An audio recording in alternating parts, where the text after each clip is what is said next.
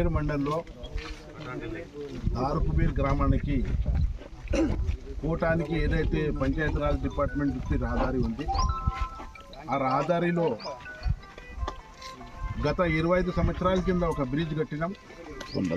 ఆ బ్రిడ్జ్ ఇలా మన శీతల అవస్థలు అయిన తర్వాత దానికి ప్రభుత్వం తరఫున 54 లక్షలు శాంక్షన్ చేసుకొని దారుకుబీర్ వాసులకు రహదారి వర్షాకాలంలో కూడా చక్కగా పోవాలని పెట్టడం జరిగింది.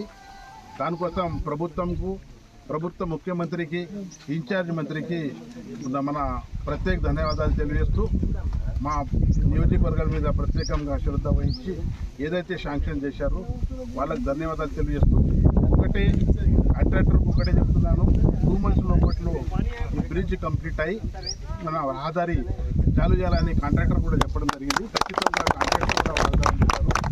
వాస్తవంగా ఇది వర్షాకాలంలోనే పెట్టేది, ఇది వర్షాకాలం వచ్చింది, అలా నీళ్ళు ఆగుతాయి, చేయరాదని కాంట్రాక్టర్ చెప్పిన తర్వాత దసరా దీపావళి తర్వాత పెట్టడం జరిగింది. ఖచ్చితంగా 2 నెలల్లో దారుకుబీర్ విలేజ్ అంటే నా విలేజ్, నా దత్తక విలేజ్, కంపల్సరీ ఆ విలేజ్ని రహదారికి రావడానికి ఇది ఉపయోగం పడుతుంది.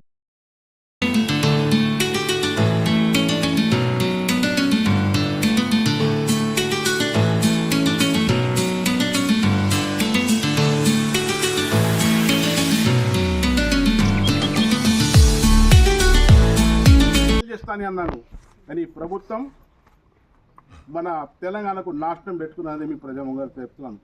అయినా కూడా మొన్న నేను మన ప్రధానమంత్రి నరేంద్ర మోదీతో 35 నిమిషాలు మాట్లాడాము. ఈ బడ్జెట్ అయిన తర్వాత ఖచ్చితంగా మీరు ఏ నియోజకవర్గంలో ఉన్నారో వాళ్ళకి అందరికీ న్యాయం చేస్తానని అన్నారు. మనకు న్యాయం అవుతుంది. ప్రధానమంత్రి మన దిక్కు ఉన్నాడు. సెంట్రల్ నుంచి ఫండ్ తెచ్చి మేము న్యాయం చేస్తామని. అదేవిధంగా ఈ విలేజ్ లేవు, కొత్త రేషన్ కార్డు లేవు, కూడలు వచ్చింది, బిడ్డ ఇంకొక ఇంటికి పోయింది, ఆడ పేరు లేదు, ఈడ పేరు లేదు, కొత్త రేషన్ కార్డు లేదు. 2000 రూపాయలది 4000 పెన్షన్ అన్నాడు, 2000 రూపాయలు కూడా దిక్కు లేదు. ఇంద్రమ్మ ఇండ్లు అన్నాడు, ఆ ప్రభుత్వం ఏమో డబల్ బెడ్రూమ్లు అన్నాడు, ఈ ప్రభుత్వం ఏమో ఇంద్రమ్మ ఇండ్లు అన్నారు. ఇంద్రమ్మ ఇండ్లు లేవు అన్నా, డబల్ బెడ్రూమ్లు లేవు. ప్రజలకు మోసం చేసే ప్రభుత్వము మిత్రులారా. ఆయన కూడా ప్రధానమంత్రి మన దిక్కు ఉన్నాడు. ఖచ్చితంగా మనం న్యాయం చేద్దాం, మన నియోజకవర్గంకు న్యాయం చేస్తామని తెలియజేస్తూ, మీ ఏం సమస్య ఉన్నా కమ్యూనిటీ హాల్ గురించి కూడా ఇప్పుడు చెప్పారు. కమ్యూనిటీ హాల్ 50% అయింది, 50% కంప్లీట్ కాలేదు, ఇంకా గోడలు కాలేదు, ఫ్లోరింగ్ కాలేదు, గోడలకు గిలా కావాలా. ఖచ్చితంగా ఈ బడ్జెట్ తర్వాత దానికి కూడా మీకు ఫండ్ తెప్పించి అంబేద్కర్ భవన్ తెలియజేస్తూ, ఈ అవకాశం ఇచ్చిన పెద్దలకు మేము ఒక మేనిఫెస్టో విడుదల చేసినాం. 6 అబద్ధాలు, 66 మోసాలు, 430 20 హామీలు, ఇటువంటి ప్రభుత్వం ఉంది. ఏ పని కూడా పూర్తి చేయాలి. ఇలా సంవత్సరం కింద ప్రజా పాలన యొక్క ప్రోగ్రాం ప్రతి విలేజ్లో పెట్టింది. మన విలేజ్లో కూడా ఇక అప్పుడు ఏమన్నారు, మీకు రేషన్ కార్డు లేకుంటే రాయండి, పెన్షన్ లేకుంటే రాయండి, ఇల్లు లేకుంటే రాయండి. రేషన్ కార్డు కూడా కుటుంబంలో ఒకటే ఉంది, దానికి వేరే చేస్తామన్నారు. పెన్షన్ 58 సంవత్సరాల తర్వాత పెన్షన్ ఇస్తున్నారు, 2000 అది 4000 ఇస్తున్నారు. కొత్త ఇండ్లు ఇంద్రమ్మ పేరున కొత్త ఇండ్లు ఇస్తున్నారు.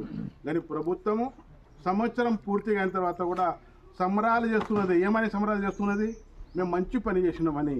చెప్పు దెబ్బలు కొడతారు. ఒక్కొక్క విలేజ్లో పెడితే వచ్చిన కాంగ్రెస్ కార్యకర్తలకు, లీడర్లకు, ప్రజాప్రతినిధులకు మీకు కొంత బుద్ధన్న ఉండాలా. ప్రభుత్వంలో వచ్చిన తర్వాత ఒక్క విలేజ్లో మీరు ప్రజాపాలన పెట్టిన తర్వాత ఒక రేషన్ కార్డు ఇచ్చిండ్రా, ఒక పెన్షన్ ఇచ్చిండ్రా, కొత్త ఇల్లు ఇచ్చిండ్రా? కాగితాల్లో పేపర్లలో చూపిస్తారు. హైదరాబాద్లో ఉండి మేము ఇల్లు శాంక్షన్ చేపిస్తున్నాం, కొత్త రేషన్ కార్డు ఇస్తున్నాం, సన్నం బియ్యం అన్నారు. ఈ డిసెంబర్ అయిన తర్వాత సన్నం బియ్యం అన్నారు, సన్నం బియ్యం ఇయ్యలే. 8 పంటలకు 500 రూపాయలు బోనస్ ఇస్తున్నారు. ఇప్పుడు సన్న వడ్లకే బియ్యం 500 ఇస్తున్నారు. అన్ని మోసాలు చేసి ఇప్పుడు ప్రభుత్వం ఇక్కడ మహారాష్ట్రలో భారతీయ జనతా పార్టీ ప్రభుత్వం ఉంది.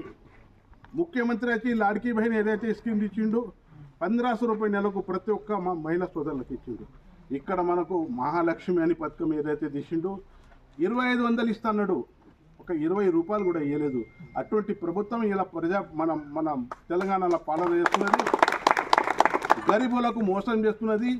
మూసా నది అంటున్నది, హైడ్రా అంటున్నది, గరువుల ఇండ్లు కూలగొడుతున్నది. ఇల్లు ఇచ్చే ప్రభుత్వం కాదు, కూలగొట్టే ప్రభుత్వం అని మీకు స్పష్టంగా చెప్తున్నాను. నేను సంవత్సరం ఆయా మా సోదరుడు నారాయణరావు పటేల్ తెలుగుదేశం పార్టీ నుంచి 94లో క్యాండిడేట్ అయిన తర్వాత ఈ రోడ్డుకు నేను అప్పుడు మా బోయవిఠల్ అన్న టీడీపీ పార్టీ ప్రెసిడెంట్ ఉండే, ఆయన మన లక్ష్మణ్ సార్ మన పార్టీ కార్యకర్తలు అందరు కలిసి ప్యాంట్ మీద చేసి ఇంత బురదలో ధార్కుబీర్ విలేజ్కు రావడం జరిగింది. ధార్కుబీర్ విలేజ్ వచ్చిన తర్వాత వర్షం ఎక్కువ పడితే ఒక 3 గంటలు ఆ వాగు వచ్చిందని 3 గంటలు ఇక్కడనే ఆగడం జరిగింది. ఆ పరిస్థితి 30 సంవత్సరాల కింద ఈ విలేజ్ ఉంది. ఎందుకంటే 3 కిలోమీటర్ మీద కుబేర్ హెడ్ క్వార్టర్ ఉంది. అయినా కూడా గత పాలకులు దానికి నిర్లక్ష్యం వహించి రోడ్లు చేయలేదు. కానీ మనం వచ్చిన తర్వాత తక్షణమే రోడ్ చేసి దానికి బ్రిడ్జ్ చేసి సంవత్సరం లోపట్లో ఈ విలేజ్కు రహదారి చాలు చేశాం. దాని తర్వాత ఈ విలేజ్కు ఇంతవరకు ఎవ్వరు కూడా ఏం చేయలేదు, ఏ పాలకులు కూడా ఏం చేయలే, ప్రభుత్వం కూడా చేయలేదు. నేను వచ్చిన తర్వాత ఇంకా ప్రత్యేక దృష్టి పెట్టుకొని దానికి 54 లక్షలతోని బ్రిడ్జ్ శాంక్షన్ చేయడం జరిగింది. ప్రభుత్వంకు నేను నా తరఫున ధార్కుబీర్ ప్రజల తరఫున, నా ముదోల్ నియోజకవర్గ ప్రజల తరఫున ముఖ్యమంత్రి రేవంత్ రెడ్డి గారు కానీ, మా ఇన్ఛార్జ్ మినిస్టర్ సీతక్క కానీ ప్రత్యేక ధన్యవాదాలు తెలియజేస్తున్నాను. అదేవిధంగా ఈ విలేజ్లో గత పాలకులు చాలా సమస్యలు చెప్పారు, ఆశ్వాసాలు ఇచ్చారు.